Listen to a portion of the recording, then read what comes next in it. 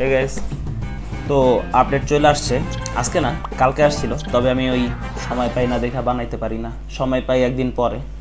তো তাণ্ডব সিনেমা যেটা আমাদের রায়হান রাফি সাহেব যেটার ঘোষণা দিছিল, তো সবাই আমরা একটা প্রেডিকশন করে নিয়েছিলাম যে এই সিনেমাতে হয়তো শাকিব খান ছাড়া আর কেউ থাকবে না, কারণ এত বড় বিগ বাজেটের সিনেমা একমাত্র করার হ্যাডম তারই আছে, আর কারণ নাই। কারণ আর কাউরে দিয়ে যদি বানানো হয় সেটা বাজেট রিকভারি হবে নাকি সন্দেহ আছে, তো এরকম হ্যাডম একমাত্র শাকিব খানেরই আছে।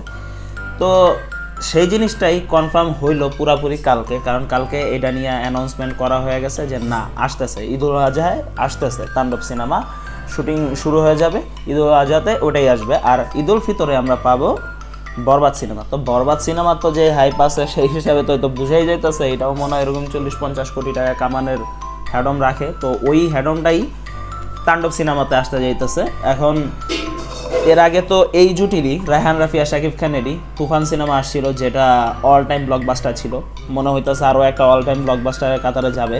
হ্যাঁ, এই সিনেমা নিয়ে একটা রিউমার্স খুব কয়েকদিন ধরে ঘোরাফেরা করতেছিল জয়া হাসান রেনিয়া, যে এই সিনেমাতে নাকি নায়িকা হিসাবে জয়া হাসান থাকতে পারে। এখন যতটুকু আমি দেখছি জয়া হাসান কমার্শিয়াল সিনেমাতে থাকেই না বললে চলে, কারণ সে ইন্ডিয়াতে কাজ করে, ইন্ডিয়াতে সে টুকিটাকি ভালোই কাজ করে, ওইরকম ক্যারেক্টারের কাজ করে যে ক্যারেক্টারটার ভিতরে একটা দম আছে, তো ওই দমটা দেখা সে সেই কাজ করে। কমার্শিয়াল সিনেমা এর আগে আই থিঙ্ক বাংলাদেশে 2টা করছিল জয়া হাসান, দোনোটাই শাকিব খানের সাথে, আর দোনোটাও ব্যবসায়িকভাবে খুবই সাকসেস ছিল।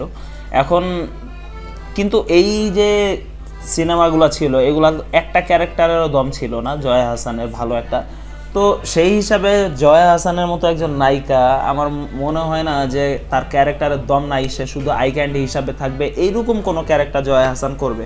আর যদি ভালো কোনো ক্যারেক্টার যদি অবশ্যই জয়া হাসান করতে পারে, যদি পায় অবশ্যই সে করবে, যদি দেখে যে না আমার ক্যারেক্টারের এই জায়গায় দম আছে তো অবশ্যই সে করবে। তো যতটুকু মনে হইতেছে যে জয়া হাসানরা হয়তো অ্যাপ্রোচ করবে, আর করলে সে যদি রাজি হয়ে যায় তাইলে তো ভাই ভালোই হয়, জিনিসটা খুবই ভালো হয়, কারণ এই জুটিটারে মানুষ দেখতে চায়, এই জুটিটারে মানুষ দেখতে চায়, কিন্তু এই জুটিটা মাত্র 2টাই কাজ করছে এই পর্যন্ত, এরপরে আর করে নাই। এখন দেখা যাক, অনেকজনেরই আবার নাকি সমস্যা আছে তাণ্ডব নামটা নিয়ে, তাণ্ডব নাম নিয়ে অনেকজনের মানে খুবই ইস্যু আছে। এখন যেই জিনিসটা তোমরা দেখো যে তুফান সিনেমার ভিতরেও নামটা কীরকম ছিল, একটা ঝড়ের নাম, ঠিক আছে, তুফান এরকম একটা ইসের নাম, এটা তো অল টাইম ব্লকবাস্টার হয়েছে। তো দেখো তাণ্ডব সিনেমার এই জিনিসটা নিয়ে, তাণ্ডব নাম নিয়ে অনেকজন এই দ্বিমত পোষণ করতেছে, কিন্তু আগে তো সিনেমা দেখো, সিনেমা আসুক দেখো, তারপরে সে না বুঝবা কী কারণে এটার নাম তাণ্ডব রাখা হয়েছে। যাক ভাই, আপডেট তো পেয়ে গেছো, অবশ্যই যে সিনেমাতে শাকিব খান থাকতেছে এটা শিওর, তবে জয়া হাসান থাকতেছে কি না সেটা শিওর নেই।